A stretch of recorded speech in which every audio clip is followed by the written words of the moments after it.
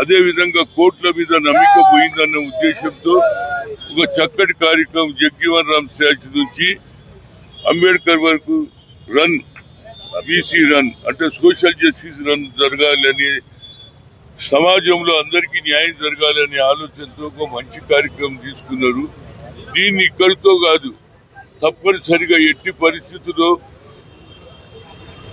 Judiciary మాత్రం మనకు total గా ఏమనంటే 50% సీలింగ్ లోపలనే ఉండాలంటున్నారు.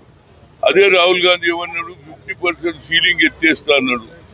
వి come to the power will conduct caste wise జితినా ఇచ్చేదారి ఉత్తి భాగీదారి అన్నాడు. కనుక ఆయన బీయింగ్ అపోజిషన్ లీడర్ ఢిల్లీలో ఆయన ఈ బిల్లు పెట్టినప్పుడు మనం అందరం కూడా అందరు ఎంపీల దగ్గర పోదాం, అందరికి దండం పెడదాం, అవసరం అనుకుంటే కాలు పోద్దాం. కానీ ఈసారి రాకపోతే ఏది చట్టపరంగా రావాలి, రాజ్యాంగంలో సవరణ కావాలంటే ఈ కార్యక్రమం చేయడానికి అందరూ జయప్రదం చేయాలని గతంలో ఐఐటి ఐఐఎంలో కూడా సుప్రీంకోర్టు కొట్టేసింది. కానీ బిల్ పాస్ అయింది. అన్ని పార్టీల వాళ్ళు ఆనాడు సోనియా గాంధీ గారు యూపీఏ చైర్పర్సన్ గా మన్మోహన్ సింగ్ చెప్తే, ఎందుకంటే అన్ని పార్లమెంటులో అన్ని అసెంబ్లీలో మా మెజార్టీ ఎక్కువ ఉంది, మోర్ దాన్ 56% ఉన్నాము.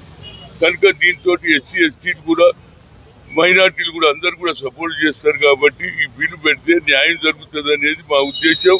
ఇక్కడ రేవంత్ రెడ్డి 42% చిత్తశుద్ధితో 150 కోట్లు పెట్టి ఇంటింటికి తిరిగి సర్వే చేసి లోకల్ బాడీలో 42 పెడితే దానికి కూడా ఇలా ఒక పక్క హైకోర్టు ఒక పక్క సుప్రీంకోర్టు వ్యతిరేకం ఉంది. కాబట్టి దీనికి ఒకటే సాల్వ్, ఏది రాజ్యాంగ పరంగా సవరణ రావాలంటే 9th షెడ్యూల్లో రాహుల్ గాంధీ పెట్టిన రోజు అన్ని పార్టీల ఎంపీల దగ్గర పోదాం, అవసరమని కూడా ముఖ్యమంత్రి పోదాం.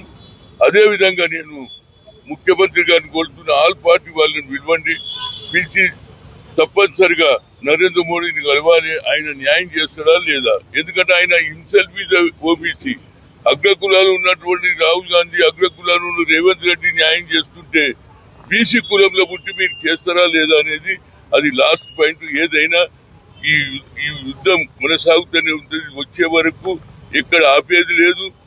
ఇది రాకపోతే, చట్టం రాకపోతే మా భవిష్యత్తు ఎడారి.